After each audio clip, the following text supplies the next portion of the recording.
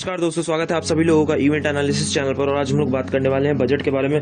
जो अभी तक का बजट दिखाया गया है निर्मला सीतारमण जी के द्वारा, उसके बारे में हम डिस्कस करेंगे। क्या क्या चीज़ें महंगी हुई हैं, क्या क्या चीज़ें सस्ती हुई हैं, और इसका एक ओवरव्यू लेंगे। क्या क्या चीज़ें महंगी होने वाली आने वाले टाइम में, और क्या क्या स्टेप्स जो हैं जो हमारे फायदे में और क्या क्या स्टेप्स हमारे नुकसान में, ये बताएंगे हम। तो चलिए आगे बढ़ते हैं। सबसे पहली चीज़ जो मैं बताना चाहूँगा कि 11% ग्रोथ रेट प्रोजेक्ट की गई है इकोनॉमिक सर्वे ऑफ इंडिया की तरफ से। जो जनवरी 29 जनवरी को जो पार्लियामेंट में दिखाया गया था इकोनॉमिक सर्वे, उसमें 11% की ग्रोथ रेट बताई गई है 2020-21 के लिए। तो 11% का ग्रोथ रेट अचीव करने के लिए, क्योंकि कोई भी दुनिया का जितने भी इंटरनेशनल फॉर्म्स है वो 11% की ग्रोथ रेट नहीं बता रहे हैं, लेकिन इकोनॉमिक सर्वे ऑफ इंडिया बता रहा है कि मतलब 11% की ग्रोथ रेट होगी। तो इसको अचीव करने के लिए गवर्नमेंट को डेफिनेटली मैन्युफैक्चरिंग सेक्टर को बहुत अच्छे से बूस्ट करना होगा। जब तक मैन्युफैक्चरिंग सेक्टर बूस्ट नहीं होगा बहुत अच्छे से, तब तक हमारा डबल डिजिट में ग्रोथ रेट इंपॉसिबल है। तो डबल डिजिट में अगर ग्रोथ रेट करनी है तो डेफिनेटली में मैन्युफैक्चरिंग सेक्टर पर बहुत ज़्यादा फोकस करना पड़ेगा। और अब बात करते हैं क्या क्या चीज़ें महंगी हुई है। तो सबसे पहले जो देखा जा रहा है कि सबसे ज़्यादा इंपॉर्टेंट चीज़, जो बेसिक नीड जो बढ़ा दी गई है पूरी सोसाइटी में, वो डिजिटल इंडिया के द्वारा। डिजिटल इंडिया जो मोदी ने लॉन्च किया था, हमारे प्राइम मिनिस्टर मोदी जी ने, डिजिटल इंडिया के बाद ही सबके हाथ में स्मार्टफोन आ गए थे। 4G का जो रेवोल्यूशन आया था, 4G के बाद सबके हाथ में स्मार्टफोन था। सब हर बंदे आज के टाइम में, मतलब भारत में मोर देन 90% ऑफ द जनता जो है वो इंटरनेट का यूज़ कर रही है, इंटरनेट का एक्सेस है उसके पास स्मार्टफोन है। तो स्मार्टफोन्स अब क्या कर दिया गवर्नमेंट ने, इलेक्ट्रॉनिक आइटम्स जितने भी है उन सब पे टैक्स लगा दिया, टैक्स इंक्रीज कर दिया है। मोबाइल फोन्स के रेट्स बढ़ेंगे, मोबाइल चार्जेस के रेट्स बढ़ेंगे। और तो इससे क्या पता चलता है, इससे एक चीज़ देखने, अगर आप लोग एनालाइज कर रहे हो तो ये चीज़ आपको ऑब्जर्व करनी होगी। जितने भी गवर्नमेंट ने स्कीम निकाले हैं, जैसे कि इंसेंटिव स्कीम्स जो निकाले हैं इन मोबाइल मैन्युफैक्चरिंग कंपनीज के लिए, एक तरफ वो इंसेंटिव स्कीम्स दे रही है और दूसरी तरफ यहाँ पे इन्होंने मतलब उसको कॉस्टलियर बना दिया। नए कस्टम ड्यूटीज लगा करके प्रोडक्ट्स को कॉस्टलियर बना दिया। तो इससे फायदा किसको हो रहा है? इससे डेफिनेटली गवर्नमेंट को फायदा हो रहा है। एक तरफ इंसेंटिव दे करके वो कंपनियों को बोल रही ज़्यादा मैन्युफैक्चर करो, और दूसरी तरफ वो मतलब कस्टम ड्यूटी बढ़ा करके वो सेल महंगा करके बेच रही है। तो यहाँ से मतलब पैसा किसकी जेब से जा रहा है? पैसा आपकी जेब से जा रहा है, पैसा आम आदमी की जेब से जा रहा है। तो इससे फायदा किसको हो रहा है? इससे डेफिनेटली गवर्नमेंट को फायदा हो रहा है। और दूसरी चीज़ जो महंगी हुई है उसके बारे में बताना चाहूँगा। जो पेट्रोल और डीजल है उस पर जो चार्जेस है, एग्रीकल्चर सेस जो लगता है, उसको इंक्रीज कर दिया गया है। पेट्रोल पे 2.5 रुपये पर लीटर इंक्रीज किया गया है और डीजल पे 4 रुपये पर लीटर इंक्रीज किया गया है। अब एक चीज मुझे बताइए आप सभी लोग, पेट्रोल और डीजल का रेट बढ़ाने से क्या चीज महंगी होती है? ऑलमोस्ट हर चीज डिपेंड करती है पेट्रोल और डीजल पे। पेट्रोल और डीजल का अगर रेट बढ़ेगा तो ट्रांसपोर्टेशन कॉस्ट डेफिनेटली बढ़ेगा। कोई भी चीज ऐसी नहीं है कि आप कंपनी के पड़ोस में रहते हो, कंपनी के पड़ोस से आपने खरीद ली, वो डेफिनेटली हर चीज ट्रांसपोर्ट होगी ही होगी। और पेट्रोल और डीजल का कॉस्ट अगर बढ़ रहा है तो ट्रांसपोर्टेशन कॉस्ट बढ़ेगा, तो डेफिनेटली हर प्रोडक्ट का रेट बढ़ेगा, तो महंगाई बढ़ेगी ही बढ़ेगी। तो ये जो स्टेप लिया है गवर्नमेंट ने, वैसे ही पेट्रोल और डीजल का रेट जो है वो GST के अंडर नहीं आता है। और उसके बाद लगातार हम देख रहे हैं कि दिल्ली तक में 85 रुपये से ऊपर जा रहा है पेट्रोल का रेट, कई जगह पे तो 90 रुपये से ऊपर जा रहा है इंडिया में ही। तो ये पता नहीं गवर्नमेंट लग रहा है 100 तक पहुंचाएगी और इनको कुछ फर्क नहीं पड़ता। लोगों की इनकम डिक्रीज होती जा रही है लेकिन एक्सपेंडिचर को गवर्नमेंट बढ़ाती जा रही है। यहाँ मोबाइल फोन्स का रेट बढ़ा दिया गया है, इलेक्ट्रॉनिक आइटम्स का रेट बढ़ा दिया गया है। लेदर के जितने भी आइटम्स है उनमें 0% कस्टम ड्यूटीज लगती थी, आज के टाइम में 10% लगती है। तो लेदर का तो समझ में आता है क्योंकि आम आदमी लेदर अफोर्ड नहीं करता है। वो जो ज्यादातर वैक्सीन का आइटम होता है या कोई मतलब सेकेंड हैंड कॉपी होती है उसको यूज करता है, तो उसकी कोई दिक्कत नहीं है। लेकिन LED आइटम्स, LED का रेवोल्यूशन लाई थी इंडिया में LED का रेवोल्यूशन हुआ था। रेवोल्यूशन के टाइम पे अपना मैन्युफैक्चरिंग बढ़ाना चाहिए था इंडिया में। उस टाइम पे गवर्नमेंट ने ये चीज़ नहीं सोची थी कि मतलब LED का मैन्युफैक्चरिंग बढ़ाते हैं। आज के टाइम में क्या कर रही है गवर्नमेंट? पहले तो इंपोर्ट कराना शुरू किया और उसके बाद फिर अब कस्टम ड्यूटी 5% से 10% बढ़ा दी गई है उसमें। तो 5% से 10% जो कस्टम ड्यूटी बढ़ाई गई है, तो ये चीज बढ़ाने से पहले उसको डोमेस्टिक मार्केट को बूस्ट करना चाहिए था।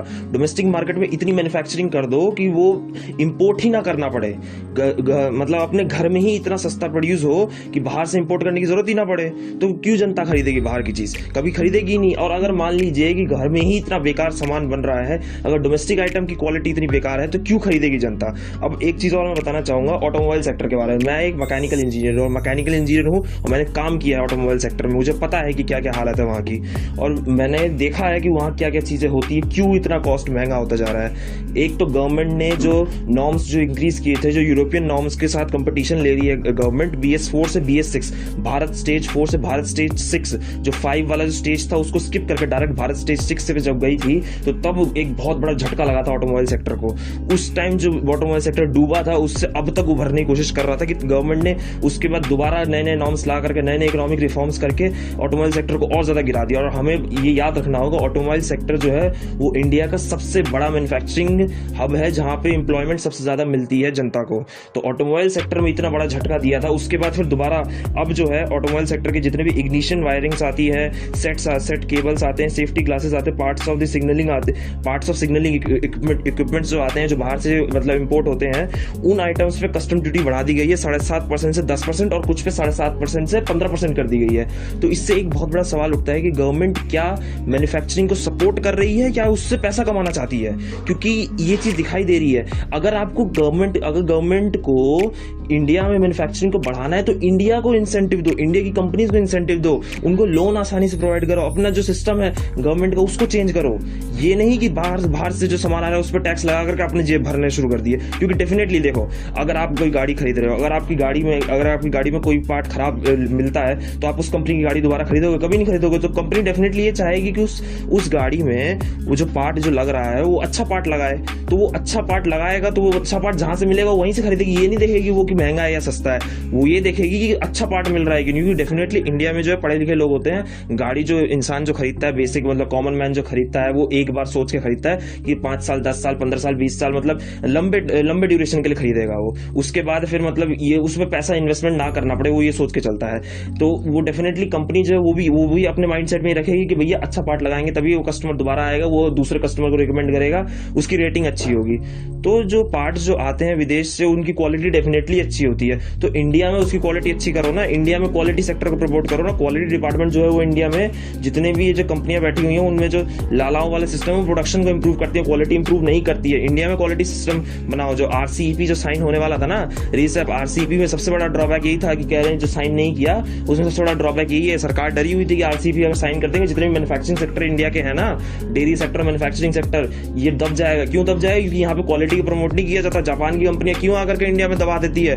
जापान की कंपनियां जैसे ही इंडिया में आ जाएगी दबा देगी तुरंत इंडिया की सारी कंपनियों को। क्यों? क्योंकि वहां का क्वालिटी सेक्टर बहुत अच्छा है, उनकी क्वालिटी इतनी अच्छी है कि तुरंत ग्रैब कर लेंगे वो सारा मार्केट। तो ये बहुत बड़ा ड्रॉबैक था। ये गवर्नमेंट ने इस चीज पे फोकस नहीं किया, और गवर्नमेंट मैन्युफैक्चरिंग सेक्टर पे फोकस नहीं कर रही। गवर्नमेंट असल में टैक्स बढ़ा रही है, मैन्युफैक्चरिंग सेक्टर को एक तरीके से डुबाना चाहती है दोबारा। ये चीज गलत है मेरे हिसाब से। ये चीज बहुत गलत है कि उन्होंने टैक्स बढ़ाया। उनको गवर्नमेंट ने जैसे इंसेंटिव स्कीम्स दी थी इलेक्ट्रॉनिक आइटम पे, ऑटोमोबाइल सेक्टर में भी इंसेंटिव स्कीम्स दो। BS6 वाले वर्जन को सस्ता बनाओ। BS6 वाले वर्जन पे इतने सारे टैक्स लगा दिए हैं, और दूसरी तरफ कहती है कि BS6 वाली गाड़ियां लो, नई गाड़ियां लो। स्क्रैपिंग पॉलिसी ने इंट्रोड्यूस कर दी है। स्क्रैपिंग पॉलिसी में प्रमोशन दे रही है कि स्क्रैपिंग आप अपनी गाड़ी को स्क्रैप कराओ और आपको बदले में पैसे देंगे हम। अरे कौन सा पैसे दोगे यार? BS6 पे पहले से आप पैसे एक्स्ट्रा ले रहे हो। समझ नहीं आती है क्या कर रही है सरकार। उसके बाद अब बेसिक नीड आपको पता ही है, हमारे इंडियन कल्चर में गोल्ड और सिल्वर यूज किया जाता है, हम लोग हर मैरिज में यूज करते हैं, ठीक है। उसका टैक्स बढ़ा दिया 2.5% से 10%। मतलब जो प्रीशियस स्टोन्स जो होते हैं ना, उनमें लगता है इतना टैक्स। जो प्लैटिनम और प्लैटिनम सुपर जेम्स जो यूज होते हैं, उनमें इतना टैक्स लगता है 10% से 15% के आसपास। उनके बराबर का कस्टम ड्यूटी कर दी 2.5% से मतलब 10% के बीच में। और जो रेफ्रिजरेटर्स और AC हैं जो आप खरीदने की सोच रहे थे, आप भूल जाओ भैया, उस पर भी रेट बढ़ने वाला है। जो कंप्रेसर्स जो आते हैं ना, उस पर कस्टम ड्यूटी बढ़ चुकी है, वो 12.5% से 15% हो चुका है। तो ये एनालिसिस था।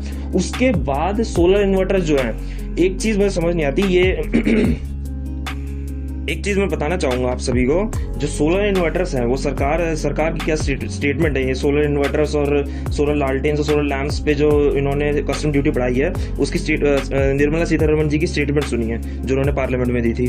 We have already acknowledged that the solar energy has a huge promise for India to build up domestic capacity. We will notify a phased manufacturing plan for solar cells and solar panels at present to encourage domestic production. We are raising duty on solar inverter inverters from 5% to 20% and on solar lanterns from 5% to 15%, ये finance minister ने कहा था parliament में, ठीक है। तो इसमें भी सेम सवाल उठता है कि जैसे ऑटोमोबाइल सेक्टर का किया था, आप कस्टम ड्यूटी बढ़ा रहे हो और उससे सोच रहे हो कि डोमेस्टिक सेक्टर आपका बूस्ट हो जाएगा। ये मतलब सपने देख रहे हैं एक तरीके से कि मतलब भैया हम कस्टम ड्यूटी बढ़ा देंगे तो डोमेस्टिक सेक्टर बढ़ जाएगा, डोमेस्टिक सेक्टर बूस्ट हो जाएगा। भैया नहीं होगा, क्योंकि कंपनियां अपनी क्वालिटी देखेंगी ना पहले। जो कस्टमर के पास जो माल जा रहा है, अगर उसमें क्वालिटी नहीं है, उसमें डिफेक्ट है, तो चाइना वाला माल कहलाएगा ना वो।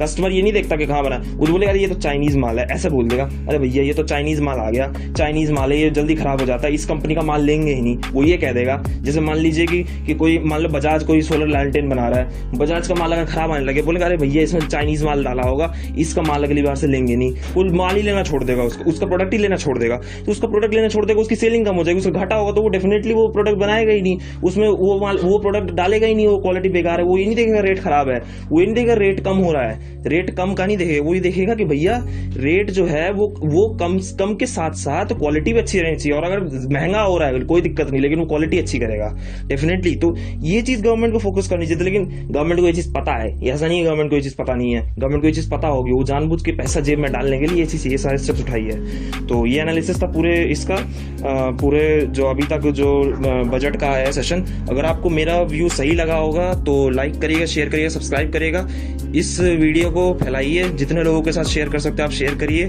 ये मेरा एनालिसिस था, और आप क्या सोचते हैं कमेंट बॉक्स में बताइएगा।